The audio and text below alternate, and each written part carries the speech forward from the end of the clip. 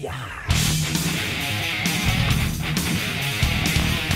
je suis Christophe Michaud, l'auteur de la série Codex Mémoriae. Je remercie Falurfalwan de faire une petite présentation du sacrifice des dieux qu'il a lu récemment. Et je vous invite à me retrouver sur ma page Facebook ou mon site internet si vous le souhaitez. À très bientôt et merci.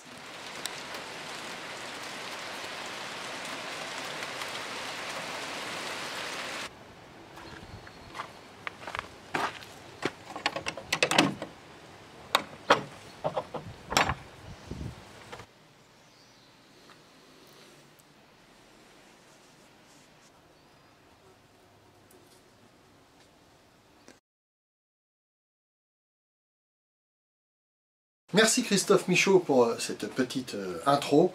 Et tu as vu, j'ai essayé de me mettre un petit peu dans l'ambiance glauque un peu de ton livre. Donc on va en parler de suite. Le sacrifice des dieux.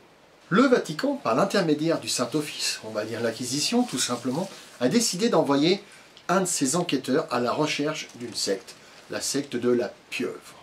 Mais il va découvrir bien d'autres choses. De vilaines choses, dont un affreux livre. Ah, le livre des ghouls. Je fais une pause ici, parce que je viens juste de comprendre le titre du livre, Le sacrifice des dieux.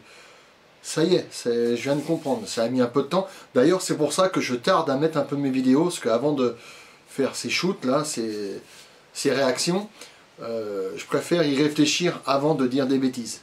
Sans trop spolier, je peux juste vous dire que cet enquêteur va faire des recherches. Il va voyager, et des voyages, comment pourrait-on dire, pas commun, spirituel, occulte, et tout ça pour arriver à un dénouement, comment pourrait-on dire, inattendu. Comme vous pouvez le voir, il ne s'agit pas d'un réel roman. Je parle du physique du livre. C'est plutôt un carnet de voyage ou un journal intime. Une chose où l'auteur ne nous ment pas, c'est que c'est clair, c'est inspiré du travail de H.P. Lovecraft. Qui dit carnet de voyage, dit aussi très peu de descriptions, juste ce qu'il faut. Des dialogues inexistants, mais très bien retranscrits. Une chose très importante, ce carnet est illustré. Il y a des dessins, des portraits, des cartes. C'est très bien écrit, c'est compréhensible et ça se lit très vite. Un exemple, le passage où on découvre le livre des ghouls. Il est écrit de façon très intense et il y a du suspense. C'est clair, on voit tout de suite où on va en venir. On va choquer le lecteur, faire peur, ouais.